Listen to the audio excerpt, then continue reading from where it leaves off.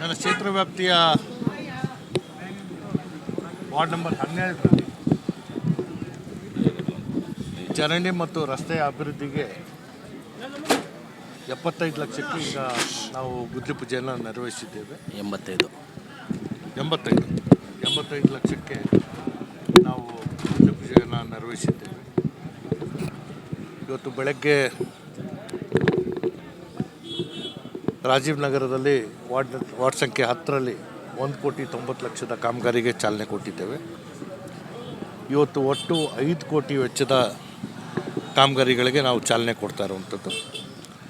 ಕಳೆದ ವಾರ ಬೆನಿಮೆಂಟಪ್ ಮತ್ತು CV ರೋಡ್ನಲ್ಲಿರುವಂಥ ಕೈಗಾರಿಕಾ ಪ್ರದೇಶಕ್ಕೆ 5 ಕೋಟಿಯ ಕಾಮಗಾರಿಗೆ ಚಾಲನೆ ಕೊಟ್ಟಿದ್ವಿ. ರಾಜ್ಯ ಹಣಕಾಸು ಆಯೋಗದ 15 ಕೋಟಿ ಹಣ ನನಗೇನು ಬಂದಿತ್ತು, ಅದರಲ್ಲಿ ಈಗಾಗಲೇ ಕಾಮಗಾರಿಗಳಿಗೆ ಟೆಂಡರನ್ನು ಕರೆದು ಗುತ್ತಿಗೆದಾರರಿಗೆ ಕಾರ್ಯಾದೇಶನ ಕೊಟ್ಟು ಈ ಕೆಲಸನ ಪ್ರಾರಂಭ ಮಾಡಿದ್ದೇವೆ. ಕಳೆದ 2 ತಿಂಗಳಲ್ಲಿ ಹೆಚ್ಚಾಗಿ ಮಳೆ ಇದ್ದಂತಹ ಕಾರಣದಿಂದ ನಾವು ಕೆಲಸ ಮಾಡೋಕ್ಕಾಗಿರಲಿಲ್ಲ. ಬಹುತೇಕ ನಮ್ಮ ಕ್ಷೇತ್ರ ವ್ಯಾಪ್ತಿಯಲ್ಲಿ ಮಳೆ ನೀರಿನ ಚರಂಡಿಗೆ ಹೆಚ್ಚಿನ ಒಂದು ಆದ್ಯತೆ ಕೊಡ್ತಾಯಿದ್ದೇವೆ. ಒಳಚರಂಡಿಯ ತ್ಯಾಜ್ಯ ನೀರು ಇವತ್ತೇನು ನದಿ ಪಾತ್ರಕ್ಕೆ ಹೋಗಿ ಸೇರ್ತಾ ಇದೆ, ಅದನ್ನು ತಡೆಗಟ್ಟಲು ಸಾಕಷ್ಟು ಯೋಜನೆಗಳನ್ನ ಮಾಡಿಕೊಂಡು ಅದಕ್ಕೆ ಪ್ರತ್ಯೇಕವಾಗಿ ಕಾಮಗಾರಿಗಳಿಗೆ ನಾವು ರೂಪಿಸ್ಕೊಂಡಿದ್ದೇವೆ.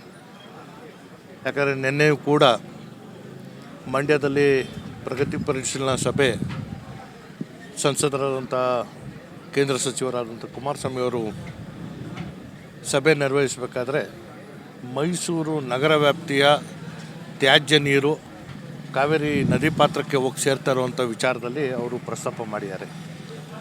ಆ ಕುರಿತಂತೆ ನಾನು ಈಗಾಗಲೇ ಸರ್ಕಾರದ ಗಮನವನ್ನು ಸೆಳೆದಿದ್ದೇನೆ. ಜಿಲ್ಲಾಡಳಿತದ ಸಮ್ಮುಖದಲ್ಲಿ ನಗರ ಪಾಲಿಕೆ ಮತ್ತು ನಗರಾಭಿವೃದ್ಧಿ ಪ್ರಾಧಿಕಾರದಿಂದ ನಾವು ಸಭೆಗಳನ್ನ ಮಾಡಿದ್ದೇವೆ. ನಮ್ಮ ಯೋಜನೆ ಈಗಾಗಲೇ ಸಿದ್ಧ ಮಾಡಿಕೊಂಡಿದ್ದೇವೆ.